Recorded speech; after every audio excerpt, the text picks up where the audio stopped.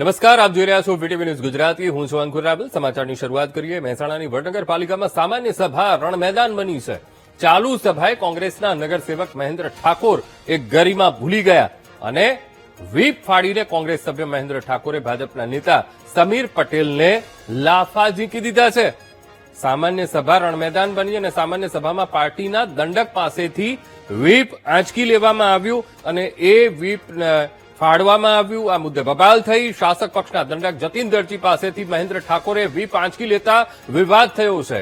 વચ્ચે પડેલા ભાજપના સમીર પટેલ સાથે મારામારી કરી અને મહેન્દ્ર ઠાકોરે લાફા પણ માર્યા. તો 30 મેના દિવસે યોજાયેલી સામાન્ય સભામાં ભાજપ કોંગ્રેસના સભ્યો વચ્ચે બઘડાટી બોલાઈ ગઈ હતી.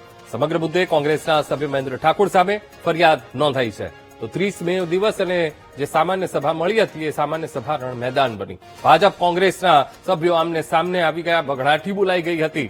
ત્યારે રણ મેદાન બની હોય મહેસાણાની વડનગરપાલિકા એવું સ્પષ્ટપણે જણાઈ રહ્યું છે. ચાલુ સભાએ કોંગ્રેસના નગરસેવક મહેન્દ્ર ઠાકોર પોતાની ગરિમા ભૂલ્યા અને વ્હીપ ફાડી નાખવામાં આવ્યો. કોંગ્રેસ સભ્ય મહેન્દ્ર ઠાકોરે ભાજપના નેતા સમીર પટેલને લાફા પણ ઝીંક્યા.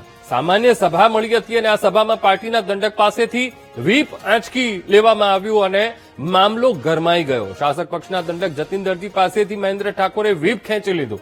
વચ્ચે પડેલા ભાજપના સમીર પટેલ સાથે મહેન્દ્ર ઠાકોરે સૌથી પહેલા મારામારી કરી લાફા પણ ઝીક્યા છે. 30 મે આ સામાન્ય સભા મળી હતી અને જેમાં ભાજપ કોંગ્રેસના સભ્યો આમને સામને આવી ગયા હતા. હવે સમગ્ર મુદ્દે કોંગ્રેસના સભ્ય મહેન્દ્ર ઠાકોર સામે ફરિયાદ નોંધાઈ છે. હવે જોવું રહ્યું કે કાર્યવાહી શું થાય છે. પણ એક નેતા પોતાનું એક ગરિમા એ ભૂલ્યા છે. ચાલુ સભા અને કોંગ્રેસના નગરસેવક એ પોતાની ગરિમા ભૂલ્યા અને સામે પક્ષના નેતા ભાજપ પક્ષના નેતા સમીર પટેલ જેમને લાફા ઝીંકી દીધા.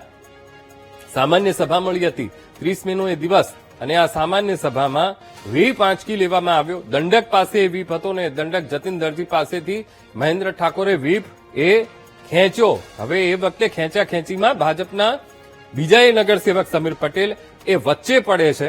ત્યારે મહેન્દ્રસિંહ ઠાકોર પોતાની ગરિમા ભૂલી જાય છે, એમની સાથે મારામારી કરે છે, ઝપાઝપી થાય છે અને સાથોસાથ લાફા પણ ઝીંકી દે છે.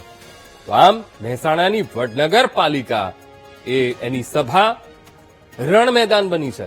ચાલુ સભા જેમાં કોંગ્રેસના નગરસેવક મહેન્દ્ર ઠાકોર જેમણે સામે ભાજપના નગરસેવક સમીર પટેલના તેમને લાફા ઝીંક્યા. સામાન્ય સભા મળી હતી. પાર્ટીના દંડક પાસેથી સૌથી પહેલા તો વ્હીપ આંચકી લેવામાં આવ્યું. ત્યાંથી આખો આ મામલો એ શરૂ થયો હતો. શાસક પક્ષના દંડક જતીન દરજી પાસેથી મહેન્દ્ર ઠાકોરે વ્હીપ આંચક્યો અને આખો મામલો એ ગરમાયો હતો.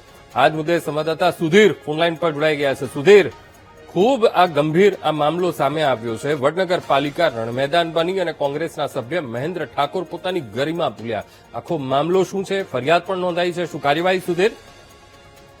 પીએમ મોદીના જ ગામમાં જે ભાજપના કોર્પોરેટરને લાફો મારી જાનથી મારી નાખવાની ધમકી આપતા જે ખળભળાટ મચ્યો છે અને જે ઘટના બીજે ક્યાંય નહીં પણ જે વડનગર નગરપાલિકાની સામાન્ય જે સભા હતી એમાં જે કોંગ્રેસના મહેન્દ્ર ઠાકોરે જે દંડકના હાથમાંથી હપ્તી જૂટવી અને જે આ સમયે ત્યાં હાજર ભાજપના કોર્પોરેટર જે સમીર પટેલ હતા તે હેપીનો કાગળ પરત લેવા માટે જે વચ્ચે પડતા મહેન્દ્ર ઠાકોર વધુ ઉશ્કેરાઈ ગયા હતા અને ઉશ્કેરાઈ અને જે સમીર પટેલ સાથે ઝપાઝપી કરી હતી અને જાહેરમાં પ્રેસમાં ગાળો આપી અને ગાલ પર 2 લાફા મારી દીધા હતા.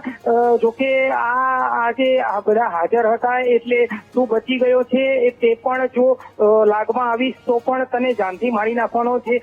આ વડનગર નગરપાલિકાના વોર્ડ નંબર 4 ના ભાજપના જે કોર્પોરેટર હતા જે સમીરભાઈ વિપક્ષના પક્ષ સામે વડનગર પોલીસ મથકમાં હાલ તો ફરિયાદ નોંધવામાં આવી છે. જી બિલકુલ સુધીર, સમગ્ર માહિતી સાથે જોડાવા બદલ આપનો આભાર.